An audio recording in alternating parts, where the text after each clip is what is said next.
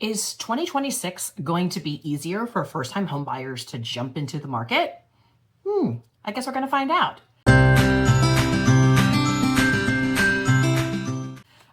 Hey, listen, it's Nancy from Nancy Chu Homes. I am a realtor here in northern New Jersey, and in my 20 years in the business, I've done over $500 million of real estate. FYI, I know you guys know I'm feeling a little under the weather today, so I have my trusty hat on and this giant sweater. So please forgive me that I look like I'm, like getting ready to go shovel my driveway. But it's pretty cold over here and I'm a little meh today. But I wanted to have a conversation with you guys and just be aware, my next couple of weeks of videos are going to be me talking about essentially sort of like vague 2026 predictions about the market. So, but the first one I want to go into is what are first-time home buyers looking at if they're thinking about jumping in. Listen, I have a lot of clients who, they've held off, right? Because the rates went up and then there were no houses to look at. I'm here in northern New Jersey and, people have been sort of holding off, but unfortunately, it's really hard. Their lives are moving forward. They need to go and, do the things that they need to do. So, for that first-time home buyer, what does it look like?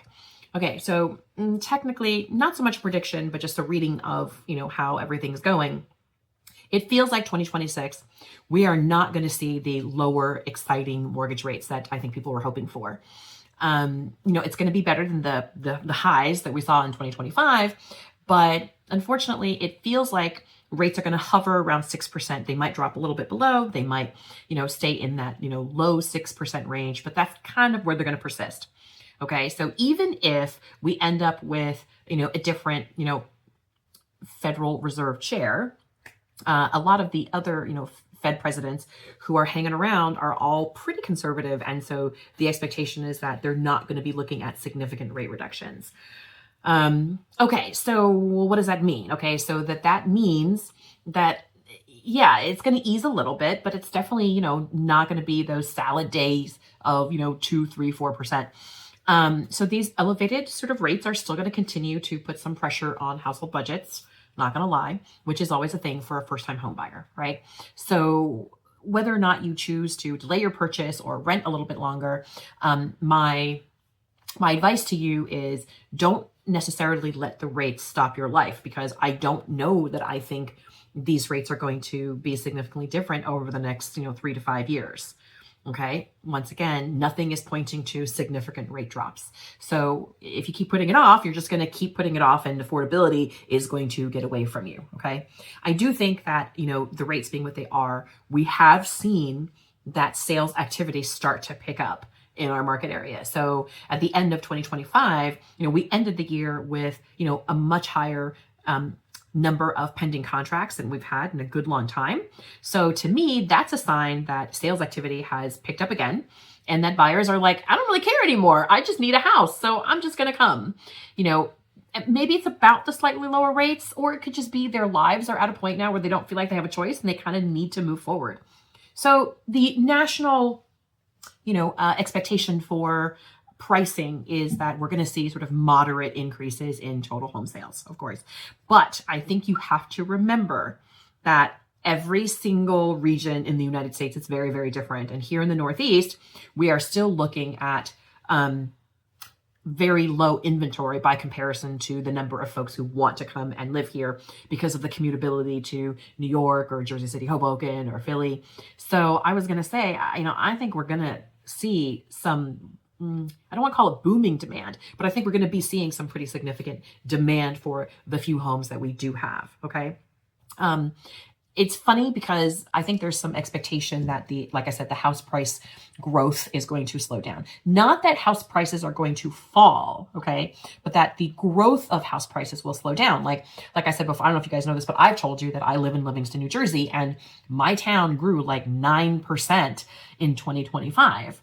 In terms of value. So, I don't think it's that we're going to see necessarily a drop, but we're certainly going to see a slowdown of that growth. So it might not be 9% in 2026. Maybe I'll have 2, 3%, 4%, doesn't matter. Yes, house price growth is muted, but it is definitely not going to necessarily completely disappear, at least not in our market area. I do think you're seeing some flat prices or some price reductions in some, like maybe parts of the Sun Belt, etc. We all know that Austin's always, struggling with that now, but that's once again distinguished by region. Okay. So now the basic implication here is that if you are looking to sell your home in Northern New Jersey, then you might want to, sort of adjust your sense of what is realistic pricing, and make sure that you price strategically, right? And that you present your house with the most attractive foot forward, shall we say? Okay. So I'm going to tell you the other thing that I'm seeing is I do think that, given the rates kind of staying and maintaining the way that they are, I do see more and more potential buyers, first time and also not first time home buyers, are exploring, sort of alternative loan products. Like they're looking into adjustable rate mortgages. Will an adjustable rate mortgage, a 5-year ARM, a 7-year ARM, a 10-year ARM, will that give me some sort of alleviation, a little more buying power? And of course, knowing full well that they have to very much pay attention to that loan. Like if they have a 7-year ARM, you've got 7 years to do a refinance. The vast majority of people tend to refinance before 7 years. So as long as you are an intelligent, smart, paying attention homeowner, I think you're going to find that product is super useful. I don't know if I may have told you guys this before, but my husband and I have bought like 20 properties. I think 3 times in the entire time that we've done this, we've used the 30-year conventional only 3 times. The rest of the time we've used, a variety of different other products that, make more sense for us, but we also pay attention, we don't let those arms go away. We pay attention and we will refi before that arm sort of, kicks in. Okay. So yeah, do I think there's still going to be some prospective buyers that are sidelined by these rates? I hate to say this. Sure, but given the fact that the rates have been what they are, and we saw at the end of 2025 an increase in pending contracts, I don't know. It feels like the buyers are they're done. They're ready. They're like, it's time to do this. So, a couple of different things to remember. Our market is a very strong regional market in the sense that we have a lot of jobs. We have, acceptable wages. We have rising wages. So our housing market is a little bit more resilient here in Northern New Jersey than in some other places, right? You're going to see that in the Northeast, the Midwest. So, what's the bottom line, right? Okay. I'm going to put this all together for you guys. Bottom line is, we're definitely still seeing affordability pressures. All right. We're seeing sales stabilize a little bit. Growth is going to slow down, but buyers are adapting and they're coming out and they're ready to fight for their homes because it's time. They're tired of renting. They need that yard. They want a better school district at this point.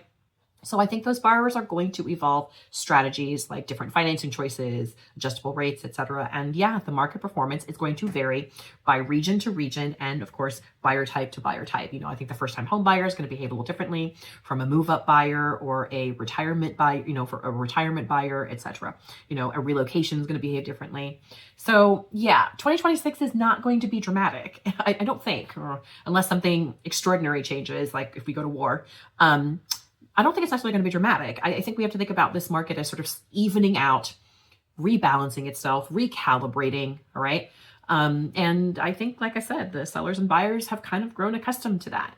So, all right, if you're thinking about selling, buying, investing in 2026, and you want some, really hardcore curated guidance for that experience for you based on our local market and your budget, etc., then feel free to let me know. I'll walk you through the options.